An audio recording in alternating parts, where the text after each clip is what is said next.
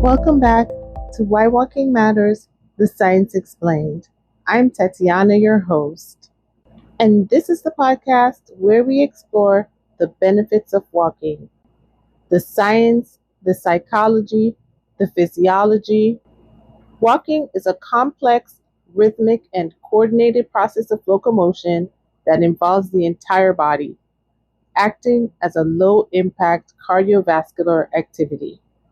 And today we're exploring the best strength training exercises to do after a walk and why this combination may be one of the most effective fitness habits you can build.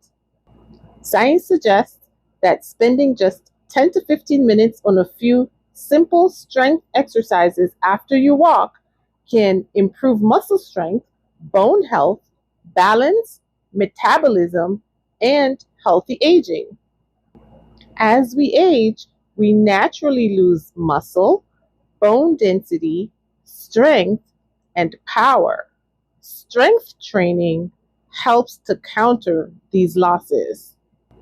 Research consistently shows that adults who combine aerobic activity and resistance training have better overall health outcomes than those who do either one alone. But first, I want to say welcome back if you're a loyal listener, and welcome if you're a new listener. And I invite you to share your walking story at whywalkingmatters.com. From the National Library of Medicine, the National Center for Biotechnology Information. Background: older adults experience considerable muscle and bone loss that are closely interconnected. The efficacy of progressive resistance training programs to concurrently reverse or slow the age-related decline in muscle strength and bone mineral density, or BMD, in older adults remains unclear. Objective of the study: we aim to quantify concomitant changes in lower body muscle strength and BMD in older adults following a progressive resistance training program, and to determine how these changes are influenced by mode, that's resistance only versus combined resistance and weight-bearing exercises, frequency, volume, load, and program length. 780 studies were identified and 14 were included. Progressive resistance training increased muscle strength and femur hip BMD, but not BMD of the lumbar spine. The certainty for improvement was greater for muscle strength compared with BMD, evidenced by less heterogeneity and a higher overall quality of evidence.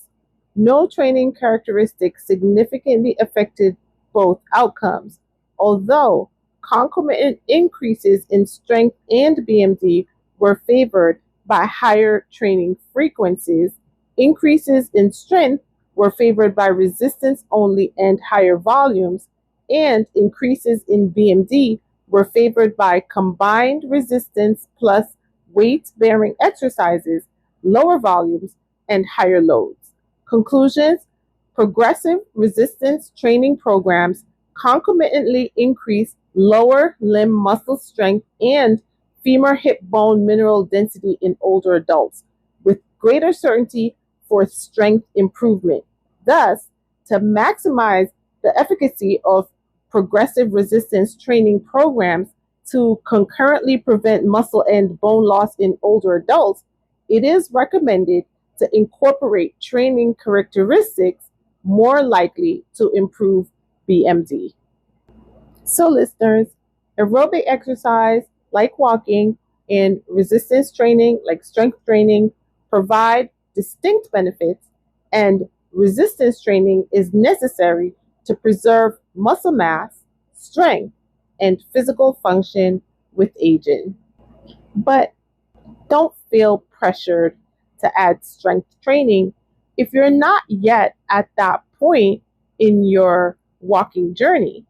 But if you feel like you could do a little more after your walk, or if you feel like strength training is something that would be advantageous to you. This episode will answer the question why strength training after walking works so well, and we'll talk about the 5 best strength exercises after walk. From everydayhealth.com, walking is more than a lower body workout. It activates every muscle in your body.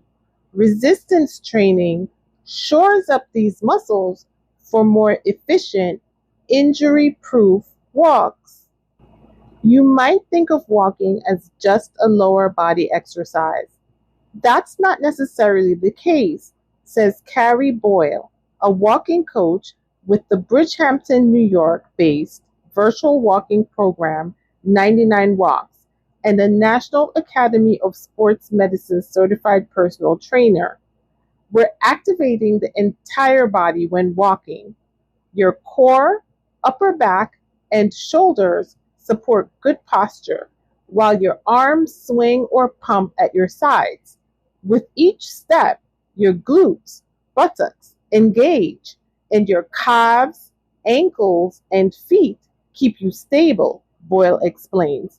Those muscles work even harder if you walk uphill or add weight by wearing a backpack or weighted vest, she adds. Uphill walking also targets the quadriceps, the muscles in the front of your thighs, glutes, and calves more than walking on level ground does, research finds. Walking is great exercise, and you can maximize benefits by pairing the activity with strength-based training, says James N. Robinson, MD, a primary sports medicine physician at the Hospital for Special Surgery in New York City. In general, for good health, you need full body strength training, which will help you function better in day-to-day life, he says. In fact, research shows that combining a 10-week walking program with resistance training at home can improve muscle quality and size in older adults and enhance their ability to do everyday activities. In addition, pairing walking with strength training may be a practical approach to maintaining a healthy weight. A study that included nearly 12,000 healthy adults of all ages found that those who met weekly recommendations for aerobic exercise, that's 150 minutes of moderate intensity activities such as walking, and resistance exercise, that's 2 full body sessions, had the lowest risk of developing obesity compared with those who didn't meet either exercise marker. When building a strength routine to complement walking, focus on targeting the muscles most used in your workouts, such as your glutes, quadriceps, hamstrings, the muscles in the back of your thighs, ankles, and feet. If you're a walker looking to level up your strength routine, Boyle suggests starting with these 5 exercises, which are appropriate for walkers of all levels. Begin with 10 reps of each exercise and build up to 15 as you become more advanced. Go through the sequence once to prepare your legs for a shorter walk or to squeeze in some strength training on a non-walking day. Boyle recommends doing these movements at least twice weekly, but she adds that you can safely perform them more often because they are not high intensity. She also advises supplementing this routine with additional body weight or weighted exercises for your upper and lower body. To meet the physical activity recommendations of the Centers for Disease Control and Prevention, here's what you need to do.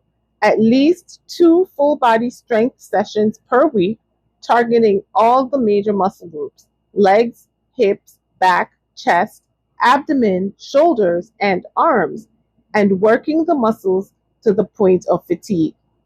If you've never tried strength training, seeking guidance from a personal trainer can be helpful. They can ensure that you're doing appropriate exercises for your needs and abilities and that you are using the proper form. Not only will this guard against injury, it will also help you get the most from each exercise. Check with your doctor before trying these exercises. It's always advised to talk to your doctor when making lifestyle changes, especially if you have any underlying health conditions or are working through or recovering from an illness or injury, Boyle says. In general, the advice to start low and go slow holds. Your body should adapt to the stress of strength exercises over time. Exercise 1, side lying clam. This exercise activates and strengthens your hip muscles, which are heavily recruited while walking, says Boyle. Exercise 2, glute bridges. As the name implies, this exercise targets your glutes, a large muscle group in the hips that helps power walking movements. Exercise 3, banded side steps. Performing side-to-side movements like this one activates muscles that kick in when you slip on ice or have to work around more technical terrain, says Boyle. Single leg step up, exercise 4. Single leg movements will improve your balance while walking. For this exercise, you'll need a staircase or a low, sturdy surface like an aerobic step platform or bench. Exercise 5. Heel and toe walks with calf raises. This exercise is one that you can do in the middle of a short walk, says Boyle. It strengthens key muscles in your ankles and calves that can help you avoid potential injury. If you step and start to roll your ankle, these muscles will quickly activate to stabilize your ankle and prevent injury, she says. Well, listeners, that was great advice from a walking coach. Let's hear what fellow podcaster, avid walker, and author Frank Rink says. As we age, strength becomes critical, not just for fitness, but for independence. Strong muscles protect joints, improve posture, prevent injuries, and help you stay mobile for decades. That's why adding strength moves to your walk is such a game changer. The core 4, bodyweight moves that power your walk. When you combine walking with short bursts of strength training, you're training your body in a balanced, sustainable way. The core 4 bodyweight moves are simple, effective, and require no equipment. 1. Push-ups. Strengthens your chest, shoulders, arms, and core. Squats. Works your quads, hamstrings, and glutes. Lunges. Builds leg strength, stability, and balance. And planks. Strengthens the core, back, and shoulders. According to Frank, together, these 4 moves create a full body workout when layered into your walk. The science of double the benefit. Combining walking and strength training has unique benefits. Metabolic boost. Strength moves increase muscle mass, which raises your resting metabolism. You burn more calories even at rest. Afterburn effect. Alternating between brisk walking and strength creates higher oxygen demand, which means your body keeps burning calories for hours after the workout. Bone health. Weight-bearing moves like squats and lunges strengthen bones, reducing the risk of osteoporosis. Mental benefits. Both walking and strength training release endorphins, serotonin, and dopamine, improving mood and reducing anxiety. A study in obesity reviews found that combining aerobic and resistance training led to greater fat loss, and lean muscle gain than either method alone. This was from walkingforhealthandfitness.com. From buffalorehab.com. Getting older does not have to mean slowing down. The real secret to living longer and feeling better is not a miracle pill. It is movement. Simple, consistent exercise keeps your muscles strong, your balance sharp, and your body able to do the things that matter most. The goal is not just more years, it is better years. Healthy aging is about protecting your strength, your confidence, and your independence. These 5 exercises build the foundation your body needs to stay active and capable at every stage of life. As the years pass, we naturally lose strength, balance, and bone density. Tasks that once felt automatic, such as climbing stairs or lifting groceries, can start to feel harder. The good news is that this decline is not a guarantee. According to the CDC, regular physical activity lowers the risk of early death, improves chronic disease outcomes, strengthens bones and muscles, and helps older adults stay independent. Adults who meet recommended activity levels experience fewer mobility limitations and fewer falls. Strong muscles support better balance. Better balance supports safer movement. Safer movement protects your ability to stay active. This cycle is at the center of healthy aging and long-term independence. The 5 longevity exercises: squats, strength for everyday life. Every sit and stand is a squat. Training squats builds strong legs and hips that help with stairs, getting out of a chair, and staying steady on your feet. Stronger legs support independence. Lunges, training your balance system. Falls are one of the biggest risks for older adults. Lunges challenge your balance and single leg control, 2 abilities that reduce slips and stumbles as you age. Push-ups, upper body strength and heart health. You do not need floor push-ups. Wall and countertop versions work well. Push-ups improve heart and upper body strength, helping you stay capable with everyday tasks like carrying bags or lifting grandkids. Rows or resistance pulls, grip and posture strength. Pulling exercises with bands or weights strengthen your back, improve posture, and build grip strength. These abilities help protect mobility and support confident movement. And planks, core stability for pain-free movement. A strong core supports your spine, improves posture, and reduces back pain. Planks train the deep muscles that keep you steady as you walk, turn, and bend. You do not need long workouts. Start with 10 to 15 minutes a day. Focus on 2 things: steady walking to support heart health, short strength sessions to maintain muscle and balance. If something bothers you, shorten the range of motion or try the easiest version of each movement. Your body will adapt over time. Consistency matters more than perfection. And our final article of the day is from CNN.com. If you're looking for extra motivation to get outdoors and walk, or even walk around your house, you can easily turn your walk into a workout. Adding some intervals, core work, and strength training will maximize the impact of your daily activity.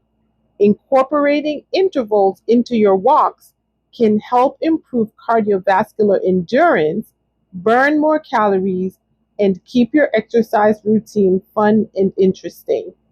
Building muscles through strength training helps speed up the metabolism, improve balance, and improve lean muscle mass. Stabilizing the core can help reduce back pain and improve posture. Here's how to take your walk to the next level. Walking intervals. Speed up and slow down.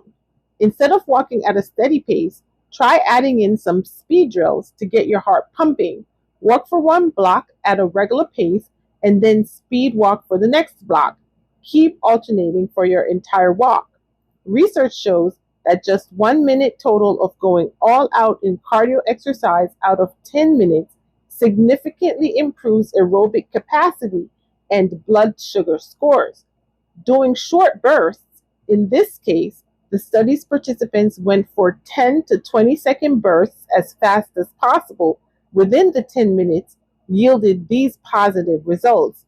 If we translate this to walking, adding in intervals and speed walking alternated with moderately paced walking is more impactful than just maintaining one pace for the entire walk. Core engagement. As you walk, be precise about each step. Strike with your heel, then toe. Squeeze your glutes as you step and pull your navel in toward your spine. Engage this position whether you're walking at a moderate pace or speed walking. Really think about pressing down through each heel and engaging the hamstring and glute of that leg each time you strike the ground. While you're breathing, think about exhaling to pull the navel in toward the spine as if you're zipping a tight pair of pants and trying to squeeze into them. Lower body strength training. Working out the legs and glutes during your walk will create more of a high intensity interval training workout. You'll be alternating between cardio walking and strength training or leg exercises, which is similar to doing a circuit class at the gym. There are many ways to integrate lower body strength training into your walk. Here are a few suggestions. After you walk for one block, stop and do 10 squats. Walk another block and do 10 more squats. Do this at least 3 times throughout your walk. Walk for a block, then do walking lunges for another block. If you're walking inside, time yourself for 5 minutes. After walking for 5 minutes, do 3 sets of 10 repetitions of either squats or lunges. For modifications, only go down halfway into a squat or halfway into a lunge. You can also stay stationary with the lunges instead of walking lunges. Upper body strength training. You don't need weights to work your arms and back. Doing upper body strength training exercises during your walk is a great way to tone and chisel your arms and upper back. 2 exercises that are very simple to perform while walking include shoulder blade squeezes and lat pull down moves. Repeat for 30 seconds or for a block, then rest. Moving meditation. Finally, focus on your breath. Breathe in through the nose and out through the mouth. Imagine your walk as your own moving meditation. If you find thoughts swirling in your head or you start feeling stressed or anxious about something in your day, bring your attention back to your breath. In yoga and meditation, the breath is the centering focus that keeps you present and mindful. Turn your walk into a moving meditation by focusing on one thing, your breath. Inhale positivity and exhale negativity, or inhale and think calm, and exhale and think getting rid of stress.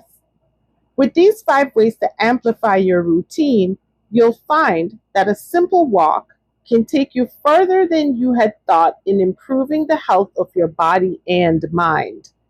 Make the most of your walk by choosing one or all 5 of these suggestions, or incorporating one of them today, 2 tomorrow, and 3 the next day.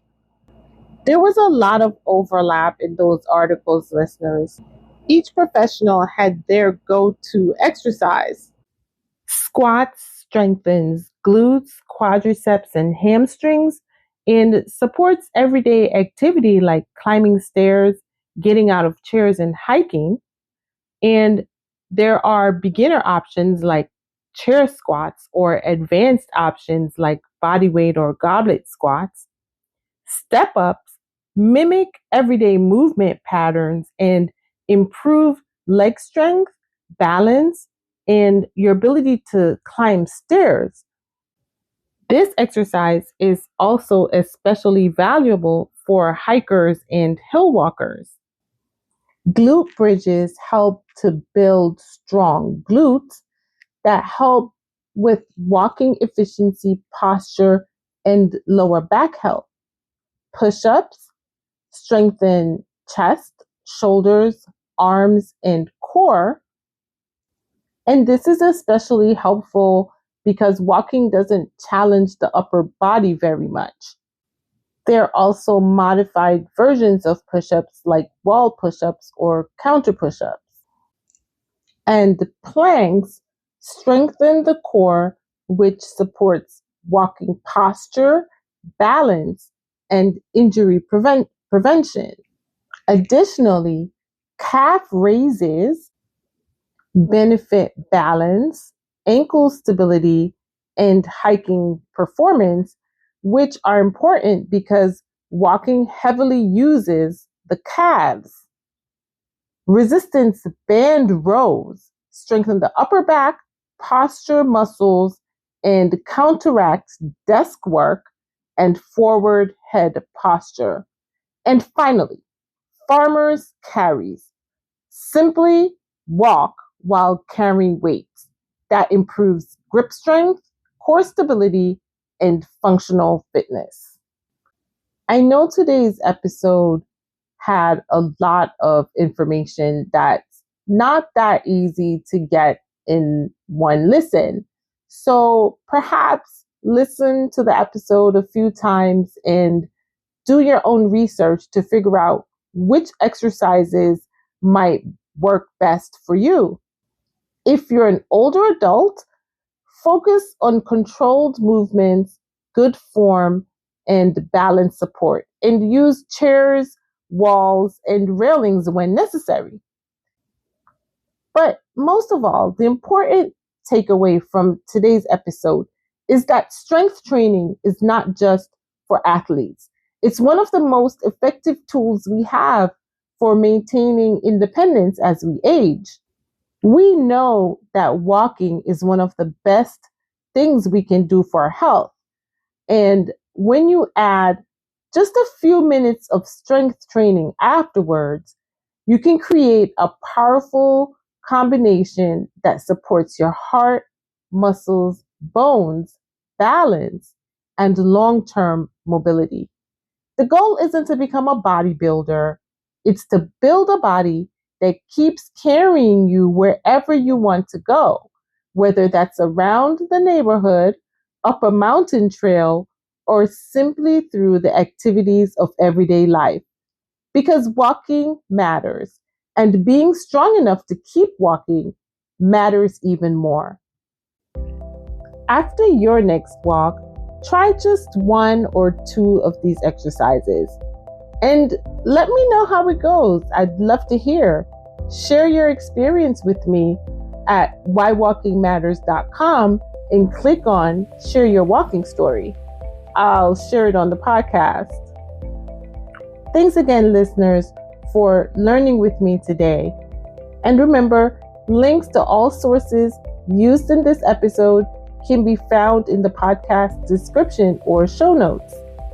Until next time, keep walking.